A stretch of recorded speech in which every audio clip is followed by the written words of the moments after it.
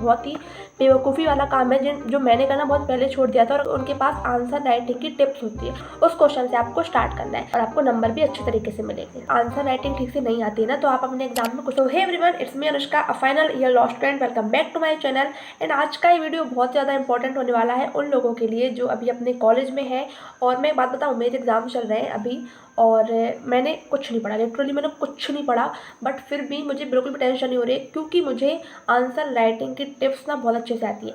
क्योंकि मैं एक आर्ट्स स्टूडेंट रही हूँ, मैंने 10th के बाद अपनी आर्ट्स ली थी, तो मैंने सिर्फ लिखना सीखा है, पढ़ना उतना नहीं सीखा।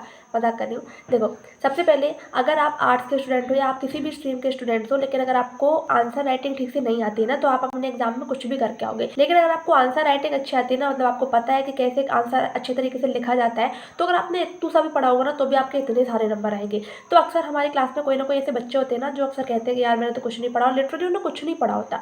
लेकिन जब वो एग्जाम का रिजल्ट आता है, तो उनके आपसे ज़्यादा नंबर आते हैं, और आपने जो इतना सारा पढ़ रखा होता है, पता नहीं कितने टाइम से आप पढ़ रहे हो, तो एग्जाम के पहले भी इतना सारा पढ़ा होता है, फिर भी आपको इतने अच्छे नंबर नहीं आ पाते। वो पता है होता क्यों है? वो इसलिए क्योंकि उनके पास आंसर राइटिंग की टिप्स होती है। अब वो देखो, कुछ ना कुछ ऐसे सीक्रेट तो होता ही है, ऐसा नहीं है कि भाई कुछ भी लिखना है, नहीं। आंसर को अच्छे तरीके से प्रेजेंट करना हमें आना चाहिए, ताकि जो चेक करने वाला है उसका भी दिमाग खराब ना हो हमारा आंसर देख के, वो भी अच्छे मन से खुश होकर हमारी कॉपी चेक करे, और जब उसका मन खुश होगा हमारी कॉपी देख के, तो वो हमको नंबर भी अच्छे देगा। तो उसके लिए आपको कुछ चीज़ें हैं जो फॉलो करनी होती है, जो मैं इस वीडियो में कवर करूँगी। क्योंकि मेरे साथ हमेशा ऐसे होता है कि मैं अपने साल भर ज़्यादा पढ़ाई नहीं कर पाती, क्योंकि मेरे दूसरे काम होते हैं, लाइक कॉन्टेंट क्रिएशन वगैरह। लेकिन एग्जाम के एक रात पहले या 2 रात पहले पढ़ के ही मैं अच्छे मार्क्स स्कोर करती हूँ। अब वो कैसे करती हूँ मैं, उसकी मैंने डिटेल मैंने अपनी इस वीडियो में शेयर किया है, कि अगर आपने साल भर कुछ पढ़ाई नहीं की है, या आप नहीं कर पाए किसी रीज़न की वजह से, और फिर भी आप चाहते हो कि नहीं मेरे एग्जाम में अच्छे मार्क्स हैं, तो आप कैसे कर सकते हो, उसका सारा डिटेल मैंने इस वीडियो में शेयर किया है। तो ये वीडियो जाकर ज़रूर देखना, इसकी लिंक मैं डिस्क्रिप्शन में डाल दूंगी। और इस वीडियो में मैं आपको बताऊंगी कि अगर आपने ज़रा सा पढ़ा, कोई इतू सा पढ़ा और आपको इतने सारे नंबर चाहिए, तो आप कैसे ला सकते हो। तो उसकी कुछ टिप्स होती है जो मैं इस वीडियो में शेयर करूँगी। मैं पूरा लिख के लाई हूँ कि कौन कौन सी टिप्स है जो इंपॉर्टेंट होती है। मैंने बहुत सोच समझ के सारी चीज़ें एकदम समराइज़ करके लाई हूँ मैं आपके लिए। तो मैं एक एक करके सारी टिप्स आपसे शेयर करूँगी, और अगर आप इन्हें फॉलो करते हो ना, तो आप इतना सा पढ़ के भी इतने सारे नंबर ला सकते हो। तो चलो इस वीडियो को शुरू करते हैं। तो सबसे पहले पता आपको क्या करना है, जैसे ही आपको क्वेश्चन पेपर मिलता है ना, आप सबसे पहले क्वेश्चंस देखो, एनालाइज करो कि कौन कौन से क्वेश्चंस हैं जो आपको आ रहे हैं, कौन कौन से क्वेश्चन है जो आपको थोड़े बहुत आ रहे हैं, कौन कौन से क्वेश्चन ऐसे हैं जो आपको बिल्कुल नहीं आ रहे हैं। तो सबसे पहले आपको उस क्वेश्चन से स्टार्ट करना है जो क्वेश्चन आपको बहुत अच्छे तरीके से आता है, आपको सब कुछ पता है इसके बारे में, आप इसको अच्छे से लिख सकते हो। उस क्वेश्चन से आपको स्टार्ट करना है। अब ऐसा क्यों? वो इसलिए क्योंकि अगर आपने सबसे पहले वही क्वेश्चन किया जो आपको अच्छे से आता है, तो सिंपल है कि आप उसको अच्छे तरीके से ही प्रेजेंट करोगे। तो जब आपकी कॉपी चेक करने वाला टीचर आपकी कॉपी चेक करेगा ना, तो जैसे कॉपी खोलते ही वो आपकी अच्छी मतलब की प्रेजेंटेशन देखेगा, आपने जो आंसर लिखा होगा वो अच्छे तरीके से लिखा होगा, तो उसका भी दिमाग खुश हो जाएगा कि यार हाँ, मतलब इसको आता है, इसने अच्छे तरीके से लिखा है, तो वो स्टार्टिंग से ही आपको अच्छे नंबर देना शुरू करेगा। लेकिन अगर आपने स्टार्टिंग से ही ऐसे प्रेजेंट किया, अपनी कॉपी में कुछ भी लिख दिया जो आपको नहीं आता है, या कुछ भी उटपटांग चीज़ें लिख के आ गए आप, तो वो जो कॉपी चेक करने वाला है ना, वो भी पागल हो जाएगा, वो स्टार्टिंग से ही आपको घटिया नंबर देना शुरू कर देगा, और फिर सारी कॉपी तो फिर भूल ही जाओ। तो आपको सबसे पहले वो आंसर लिखना है जो आपको सबसे अच्छे तरीके से आता हो, और आप उसको अच्छे तरीके से प्रेजेंट कर पाओ। सेकंड, आपको क्या करना है कि हर क्वेश्चन का वेटेज चेक करना है। देखो, क्वेश्चन कैसे पूछ जाते हैं। अब हम कॉलेज में आ गए, पहले ऐसे क्वेश्चन पूछे जाते थे कि अगर कोई एक टॉपिक है तो सिर्फ एक क्वेश्चन में उस टॉपिक की डेफिनेशन पूछी जाएगी, अगले क्वेश्चन में उसकी कैरेक्टरिस्टिक्स पूछी जाएंगी, फिर अगले क्वेश्चन में कुछ और पूछा जाएगा। लेकिन अब कॉलेज के टाइम पे ऐसा होता है ना कि एक ही क्वेश्चन में सारी चीज़ें पूछी जाती है, कि आपको सिर्फ टॉपिक का नाम दे दिया जाता है, अब आपको उसकी डेफिनेशन, कैरेक्टरिस्टिक्स, प्रोविजन, जो कुछ भी आपको सब एक ही आंसर में लिखना है। तो अगर आपका एक क्वेश्चन 10 नंबर का है, तो हर चीज़ 2-2, 3-3 नंबर की होती है। अब अगर आप सिर्फ डेफिनेशन ही लिख दोगे 2-4 पेज की, और फिर बाकी जो पूछा गया है वो एक पेज में लिख दोगे, तो वो नंबर आपको उस तरीके से नहीं मिल पाएंगे। तो आपको हर चीज़ कवर करनी है।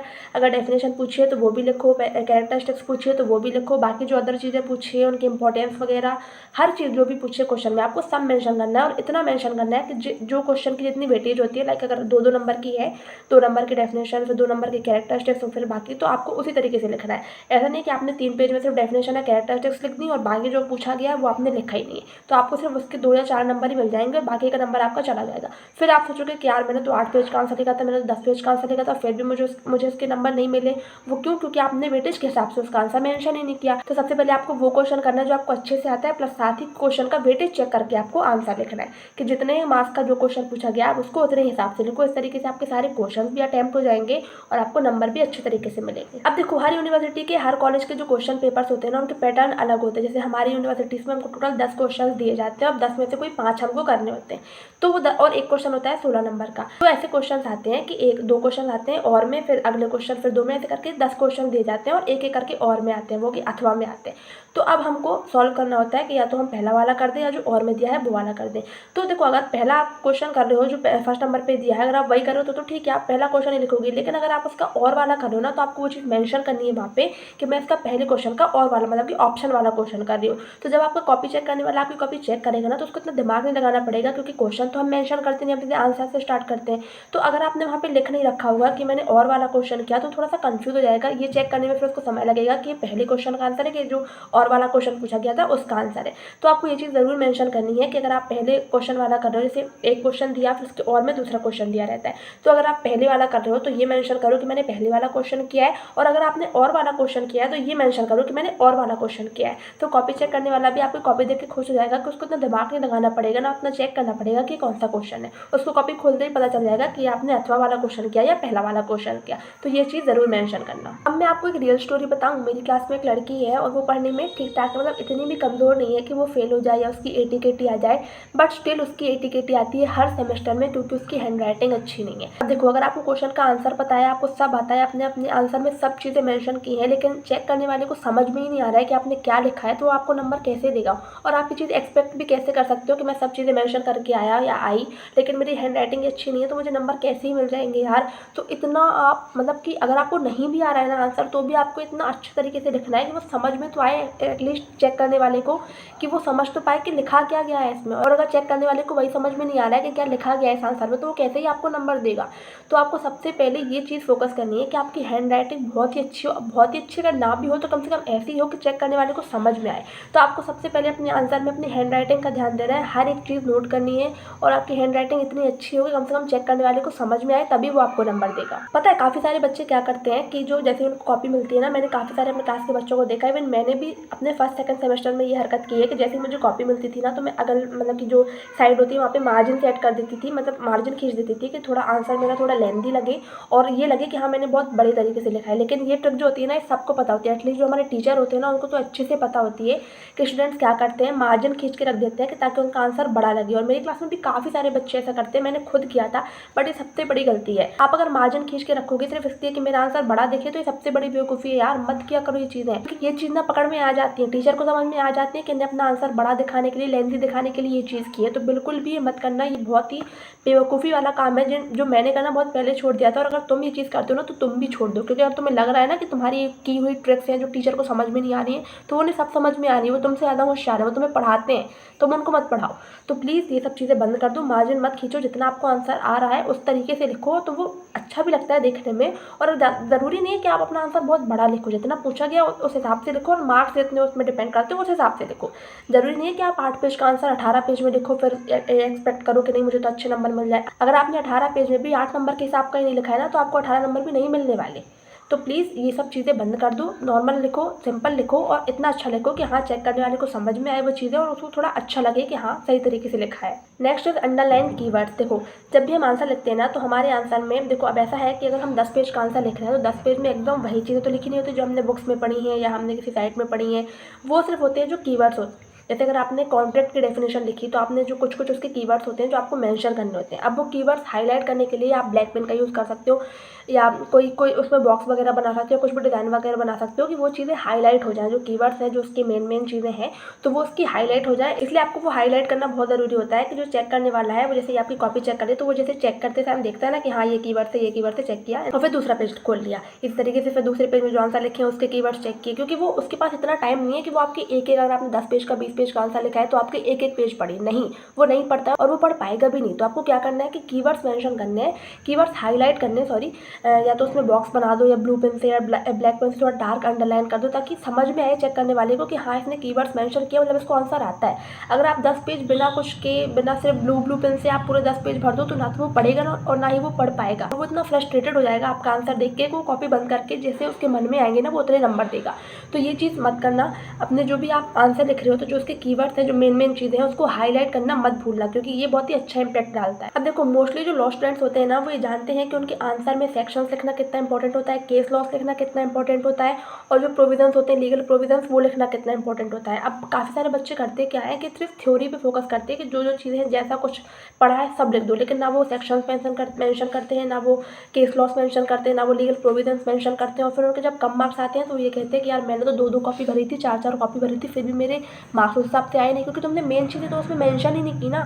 तो ये बहुत इंपॉर्टेंट है कि तुम हर चीज़ मेंशन करो जो भी इंपॉर्टेंट, जैसे अगर कोई और स्ट्रीम का बच्चा है, कोई और सब्जेक्ट का बच्चा है, तो जो भी है, अगर आपके में कोई इंपॉर्टेंट डेट्स वगैरह है, कोई ऐसा इवेंट वगैरह है जो इंपॉर्टेंट है उस क्वेश्चन के आंसर के लिए, तो वो चीज़ें मेंशन करो। अगर आप लॉ वाले हो तो सारे sections, legal provisions, 1-2 case laws, वो मेंशन करो, उन्हें हाईलाइट करो, ताकि वो अलग से नोटिस होगी। जब कॉपी चेक करने वाला आपकी कॉपी चेक करे ना, तो ये देखे कि हाँ इसको ये सब चीज़ें पता है, मतलब इसको आंसर भी आता होगा, और वो जल्दी जल्दी चेक करके फिर वो आपको अच्छे मार्क्स भी देगा। लेकिन अगर सिर्फ आप 10 पेज ऐसे ही भर दोगे, सिर्फ ब्लू पेन से, बिना कुछ अंडरलाइन किए, बिना कुछ हाईलाइट किए, सीधे सीधे 10 पेज आप ऐसे लिख दोगे, तो आप ये एक बार सोचो ना कि अगर आप ऐसी कॉपी चेक करोगे या आप ऐसी कॉपी देखोगे, तो क्या आप मार्क्स दोगे? कभी नहीं दोगे। इसलिए ये चीज़ भी बहुत इंपॉर्टेंट रोल प्ले करती है कि अगर आप ऐसा चेक कर अपनी कॉपी चेक करोगे ना, तो आप कैसे करोगे, मतलब आप कैसे मार्क्स दोगे आप अपनी खुद की कॉपी को। तो उस हिसाब से आप आंसर लिखा करो, हर चीज़ें मेंशन करके, जो इंपॉर्टेंट डेट्स हैं, इवेंट्स हैं, सेक्शंस वगैरह, हर चीज़ उन्हें हाईलाइट करो, मेंशन करो। ये मार्जिन वाली गलती बिल्कुल मत करना, और हर क्वेश्चन का वेटेज देख के उसका आंसर लिखना, कि उसी हिसाब से आप आंसर लिखो जिस हिसाब से वो पूछा गया है क्वेश्चन, और कीवर्ड्स हाईलाइट करना, इंपॉर्टेंट डेट्स, इंपॉर्टेंट इवेंट्स सब मेंशन करना। ये चीज़ें लिख के अगर आप आंसर अपना लिखोगे ना, तो आपका आंसर बहुत ही अट्रैक्टिव लगेगा, कॉपी चेक करने वाले को भी आपका आंसर अट्रैक्टिव लगेगा, और वो आपको अच्छे मार्क्स ही देगा। Last and very important, attempt all the question. देखो अगर आपको पेपर में 5 क्वेश्चन करने और आप ये सोचो कि नहीं मुझे 4 अच्छे से आ रहे हैं, 1 क्वेश्चन अच्छे से नहीं आ रहा, तो मैं इसको छोड़ देती हूँ, तो ये गलती बिल्कुल मत करना। अगर आपको उसके बारे में कुछ नहीं आ रहा है या नहीं पता है, तो भी आपको जैसा जो कुछ भी आता है उसके बारे में थोड़ा बहुत भी लिखो, क्योंकि अगर आप आंसर छोड़ देते हो ना, कोई भी क्वेश्चन छोड़ देते हो, तो बहुत ही गंदा इंपैक्ट डालता है। इसलिए कोई भी क्वेश्चन आपको छोड़ना नहीं है, आपको जैसा आ रहा है, जो कुछ आ रहा है, आप भले लिखो, भले 2 पेज लिखो, 4 पेज लिखो, ज़्यादा मत लिखो, लेकिन लिखो। कोई भी क्वेश्चन छोड़ो मत, क्योंकि अगर आप क्वेश्चन छोड़ते हो ना, तो सामने वाले को देख के ये लगता है कि यार इसने क्वेश्चन छोड़ दिया, मतलब वो अच्छा इंपैक्ट नहीं डालता। इसलिए बहुत इंपॉर्टेंट है कि आप जितने क्वेश्चन पूछे गए हैं, जैसे क्वेश्चन पूछे गए हैं, आप सारे अटेम्प्ट करो। तो जब कॉपी चेक करने वाला आपकी कॉपी चेक करेगा ना, तो वो इंप्रेस होगा आपके आंसर राइटिंग से, आपके क्वेश्चन आपने जो अटेम्प्ट किए हर एक चीज़ से। जब वो इंप्रेस होगा तो आपको मार्क्स भी अच्छे देगा। तो ये चीज़ें मत भूलना। आई होप कि आपको अभी तक इस वीडियो से समझ में आ गया होगा कि आपको आंसर कैसे लिखना है। मैं एक बार समराइज कर देती हूँ सारी चीज़ें जो मैंने बताई। तो सबसे पहले जैसे ही आपको क्वेश्चन पेपर मिलता है, आप पूरा अपना टाइम लेके देखो वो क्वेश्चन पेपर कि आपको कौन कौन से क्वेश्चन आ रहे हैं, कौन कौन से क्वेश्चन नहीं आ रहे हैं। जो आपको अच्छे तरीके से आ रहा है, आप उसको पहले लिखो। फिर दूसरा स्टेप आपको क्या फॉलो करना है कि हर क्वेश्चन का वेटेज चेक करो कि किस क्वेश्चन से किस तरीके से कितने कितने नंबर से चीज़ें पूछी गई हैं, उस हिसाब से अपना आंसर लिखो। जो कीवर्ड्स हैं उन्हें हाईलाइट करो, ताकि वो अलग से शो हो, समझ में आए कि इस क्वेश्चन में, इस आंसर में ये कीवर्ड्स इंपॉर्टेंट है और इसके थ्रू आपने अपना आंसर लिखा है, तो वो चीज़ें मेंशन करना मत भूलो। मार्जिन सेट करने की गलती बिल्कुल मत करना, क्योंकि बहुत ही ज़्यादा गंदा इंपैक्ट डालता है जो आप मार्जिन सेट करते हो। तो ये चीज़ बिल्कुल मत करना। अगर अभी तक करते आए हो तो इस चीज़ को बंद कर दो। इंपॉर्टेंट डेट्स, इंपॉर्टेंट इवेंट्स, अगर आप लॉ वाले हो तो important sections, articles, case law, provision, हर एक चीज़ को मेंशन करना है। और सिर्फ मेंशन ही नहीं करना, उसको हाईलाइट भी करना है ताकि वो समझ में आए। अगर किसी क्वेश्चन के आंसर में फ्लो चार्ट्स बन सकते हैं तो आप वो ज़रूर बनाओ, क्योंकि वो भी बहुत अच्छा लगता है, अट्रैक्टिव लगता है देखने में।